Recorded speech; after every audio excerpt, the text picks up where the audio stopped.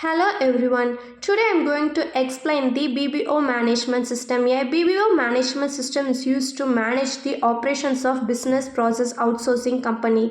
It helps to handle the employee tasks, customer request, project management and reporting efficiently. To represent this system design, I have created four UML diagrams: activity diagram, a deployment diagram, component diagram and state chart diagram. Now I'll explain each diagram one by one. Activity diagram. An activity diagram shows the step-by-step flow of activities in a system. This process begins the start node, which represents the beginning of the workflow. Client uploads the request. The client submits the server request to the BPO system. After receiving the request, the system moves to the next step, the system routing and validation. In this step, the system checks the validates the client request. The system verifies the request information is correct and complete. The next step makes a decision, record validation. If the request is not valid, the system sends an error notification to the client. This notification informs the client about the problem in the request. If the request is valid, the process continues to the next step. In this stage, employees start working on the client request. The system then checks the completion information. This loop continues until the work is successfully finished. Once the work is completed, the system waits for the confirmation. After the confirmation, the system performs action, finalize and the report. In the final step, work and prepared. The system then generates a report for the completed task and information. A deployment diagram shows the physical arrangement of hardware and software component in a system. It also explains how different nodes communicate with each other in a network. The main components are customer, operator, admin, application server, and database server. The customers access the system through the web browser using the HTTP protocol over the network. The application server, there are several modules such as upload module, validation module, routing engine and reporting module. The validation checks whether the data provided user is correct or not. The reporting module generates the based on the stored information. We have an operator PZ node. The operator also connects to the application server using HTTP through the internet.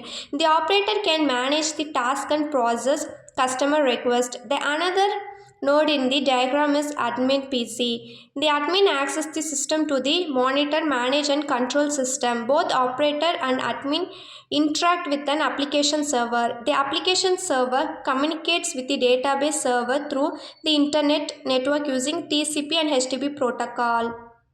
The component diagram represents the structure of the system and how differ from each other.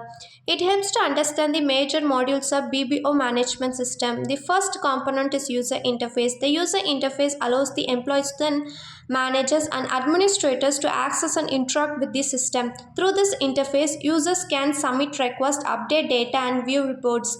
It communicates with each module's users relationship. The workflow engine is a component. The workflow engine manages the flow of tasks and system process.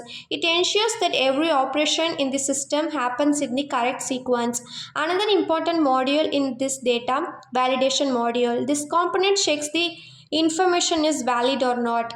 It prevents the error before the data is processed by a system. After validation, the information moves to the reporting API service. The service helps different components communicate and exchange data. The reporting serves then generate reports based on the system activities. These reports help managers analyze the performance and monitor the work progress. A state chart diagram is used to show the different tasks of an object and how it changes from.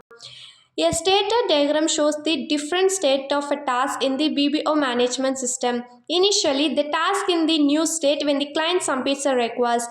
Then it moves to the assigned state where the manager assigns the task to an employee. After that, the task enters the processing state where the employee works on it. Once the work is finished, the task moves to the review state where the quality of the work is checked. If the work is approved, the task moves from the completed state. If there is an error, it returns to the processing state for the correction.